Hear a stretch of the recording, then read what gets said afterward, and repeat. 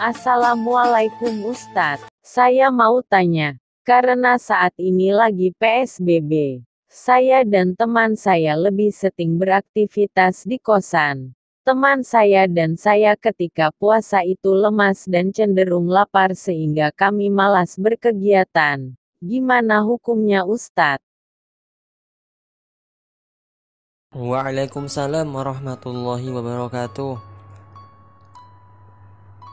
Baik, pertanyaan yang bagus sekali tentang puasa yang saat ini kita menjalankan Ramadan hari ini dengan masa-masa PSBB, tidak banyak keluar dan semua kegiatan banyak yang diliburkan. Baik, Ustadz, karena puasa dan PSBB saya cenderung malas untuk kerja, cenderung lebih malas-malasan di rumah karena lapar dan lain sebagainya. Apakah hukumnya? Baik, alhamdulillahirrahmanirrahim, wassalatu wassalamu ala asyrofil anbiya'i wal mursalin wa ala alihi wa sahbihi ajmain. Teman-teman semuanya, pada era sekarang ini kita memasuki bulan Ramadan yang berbeda dengan Ramadan sebelumnya. Ramadan kali ini kita perlu sekali sangat siaga dalam mengatur waktu sehari-hari yang memang itu sangat sulit.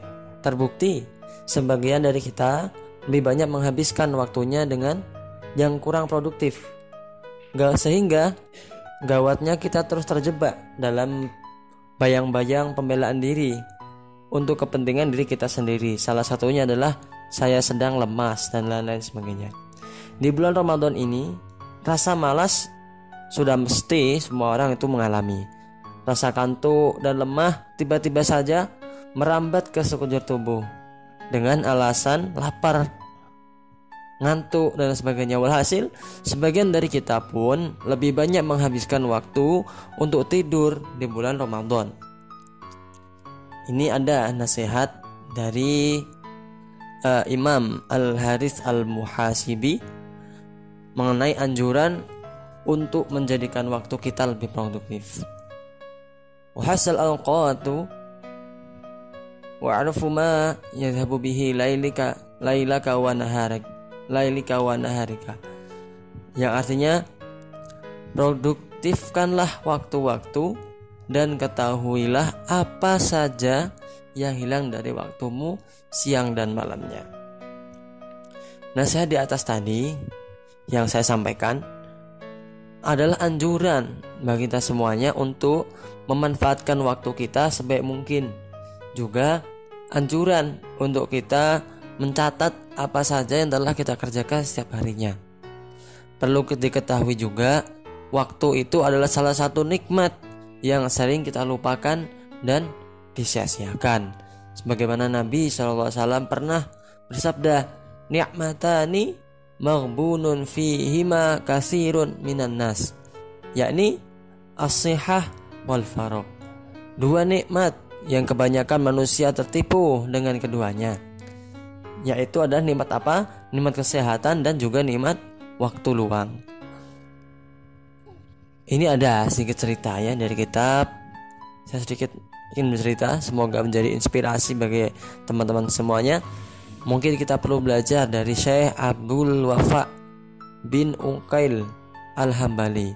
Beliau ini adalah salah satu ulama Islam yang produktif sekali, yang dalam kitab ini dijelaskan beliau dilahirkan pada tahun 431 Hijriah dan wafat pada tahun 513 Hijriah. Salah satu perkataan beliau yang sangat menginspirasi di antaranya, ini sangat panjang sekali, langsung saya terjemahkan ya.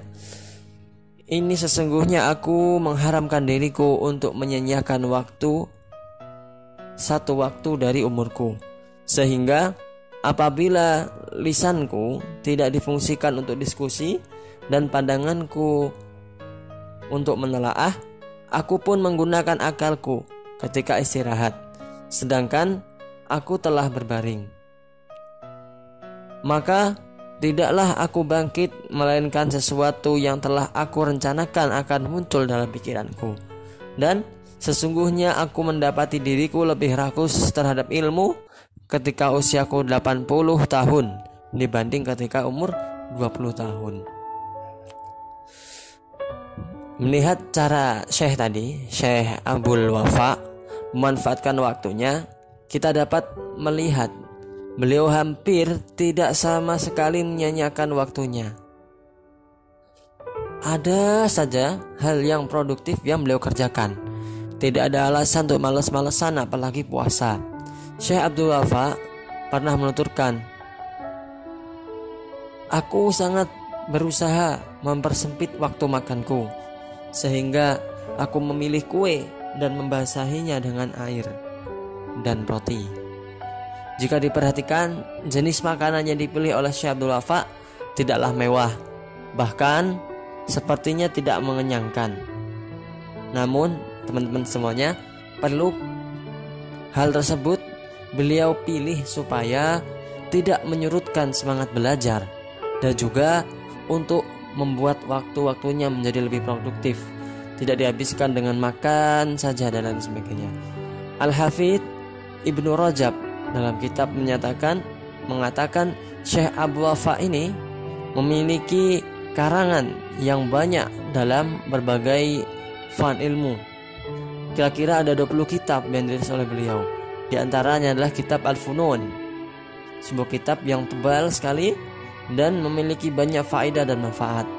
Isinya berupa nasihat-nasihat, hikmah, tafsir, fikih, usul fikih, tauhid, nahwu, sorof, syair-syair, sejarah, dan juga kisah-kisah, dan masih banyak lagi.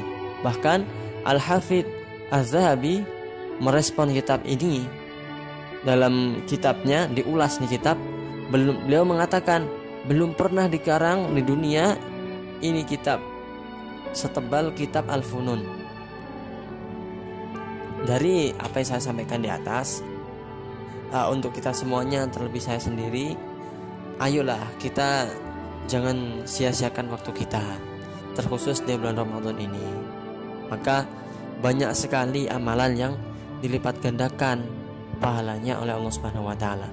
Mari kita banyakkan baca Al-Qur'an, mari kita kaji kitab-kitab turutsnya, mari kita berbagi kepada sama di bulan suci ini. Apalagi kita yang saat ini mengalami musibah pandemi ini, kita harus saling tolong-menolong kepada sesama kita.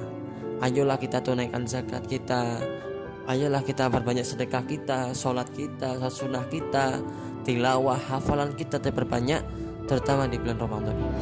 Semoga Ramadan kita tahun ini menjadi lebih bermanfaat dan lebih baik daripada Ramadan di tahun-tahun sebelumnya. Amin ya rabbal alamin. Billahi taufik wal hidayah. Assalamualaikum warahmatullahi wabarakatuh.